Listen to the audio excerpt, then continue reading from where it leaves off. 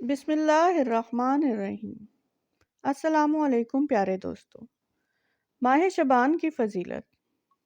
شعبان کا مہینہ بڑی عظمتوں اور برکتوں والا مہینہ ہے، جس کی فضیلت ہمیں قرآن اور حدیث کی روشنی میں واضح ملتی ہے۔ جیسا کہ حدیث پاک میں بیان ہوا ہے کہ آپ صلی اللہ علیہ وآلہ وسلم نے فرمایا، رجب اللہ تعالیٰ کا مہینہ ہے، شعبان میرا مہینہ ہے، اور رمضان میری امت کا مہینہ ہے۔ اس مہینے کے چاند کے ساتھ جڑا ایک انتہائی مجرب وظیفہ آج ہم آپ دوستوں کی خدمت میں پیش کرنے جا رہے ہیں، جو کہ دولت مند اور امیر بننے کا بہت ہی مجرب وظیفہ ہے، اور یہ عمل حضرت علی رضی اللہ تعالیٰ عنہ کا بتایا ہوا خاص عمل ہے۔ شعبان کا یہ مہینہ کس قدر برکتوں والا مہینہ ہے، اس بات کا اندازہ اس بات سے لگایا جا سکتا ہے کہ ہمارے پیارے آقا حضرت محمد مصطفیٰ صلی اللہ علیہ وآلہ وسلم ماہ رمضان کا استقبال رجب اور شعبان کے مہینے سے کیا کرتے، اور ماہ رمضان کے لیے رجب اور شعبان کے مہینوں کا چاند اہتمام کے ساتھ دیکھا کرتے۔ شعبان کا چاند دیکھنے کی دعا۔ اس بارے میں سیدنا انس بن مالک رضی اللہ تعالیٰ عنہ بیان فرماتے ہیں کہ جب آپ صلی اللہ علیہ وآلہ وسلم رجب کا چاند دیکھتے تو آپ صلی اللہ علیہ وآلہ وسلم یہ دعا فرماتے تھے، اللہم بارک لنا فی رجب و شعبان و بلغنا شہر رمضان۔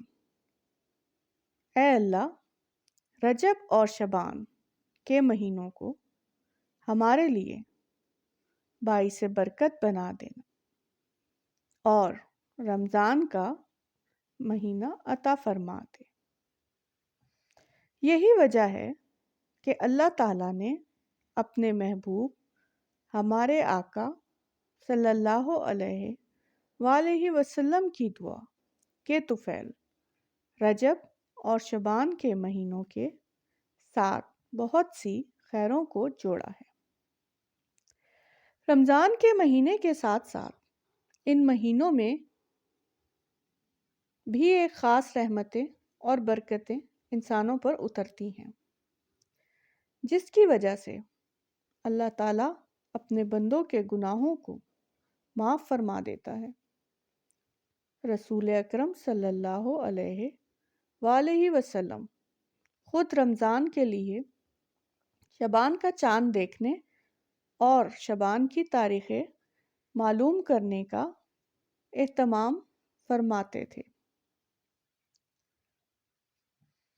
اس بارے میں ام المومنین حضرت عائشہ صدیقہ رضی اللہ تعالیٰ عنہ بیان فرماتی ہیں کہ رسول اللہ صلی اللہ علیہ وآلہ وسلم دوسرے مہینوں کی نسبت شعبان کی زیادہ حفاظت کرتے، یعنی شعبان کی تاریخیں معلوم کرنے اور انہیں یاد رکھنے کا اہتمام فرماتے تھے۔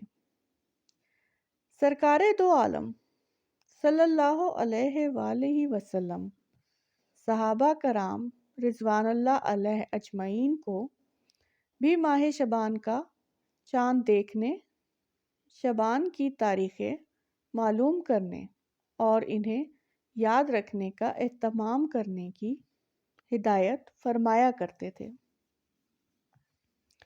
حضرت ابو ہریرہ رضی اللہ تعالیٰ عنہ بیان کرتے ہیں کہ رسول اللہ صلی اللہ علیہ وآلہ وسلم نے ہدایت فرمائی کہ رمضان کے لیے شبان کا چاند دیکھنے کا اہتمام کیا کرو۔